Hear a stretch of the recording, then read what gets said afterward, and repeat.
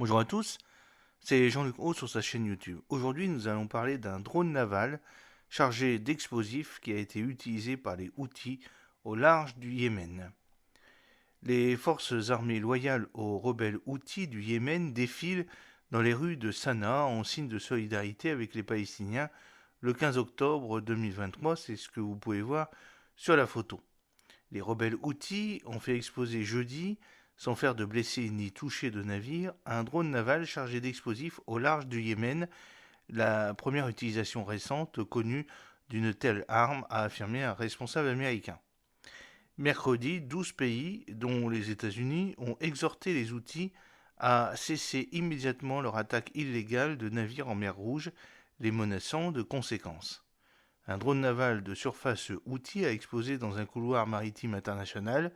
Heureusement, il n'y avait pas eu de victimes et aucun navire n'a été touché, a déclaré des journalistes le vice-amiral Brad Cooper, chef des forces navales américaines au Moyen-Orient. Il s'agit de la 25e attaque ayant visé des bateaux commerciaux circulant dans le sud de la mer Rouge et dans le golfe d'Aden depuis le 18 novembre, selon son chiffrage. Les États-Unis ont mis en place en décembre, avec d'autres pays, une coalition internationale pour protéger le trafic maritime des attaques des Houthis dans cette zone stratégique où transite 12% du commerce mondial.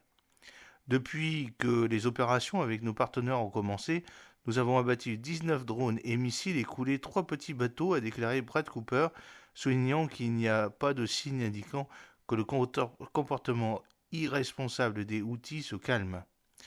Les rebelles yéménites ont dit cibler les bateaux ayant des liens avec Israël, mais selon notre estimation, 55 pays ont des liens directs avec les navires qui ont été attaqués, a-t-il ajouté. Soutenus par l'Iran, les Houthis multiplient les attaques de drones et de missiles au large des côtes yéménites, affirmant agir en solidarité avec les Palestiniens de Gaza. Depuis le début du conflit entre Israël et le Hamas, les tensions se multiplient également en Syrie et en Irak, où des bases américaines ont été prises pour cible. Une frappe a tué jeudi à Bagdad un chef et un autre membre d'un groupe armé pro-iranien. J'espère que cette petite vidéo vous a plu. N'oubliez pas de cliquer sur le pouce pour la promouvoir, de vous abonner si ce n'est pas encore fait et de partager cette vidéo sur vos réseaux sociaux. A très bientôt, fidèlement, Jean-Luc Haut.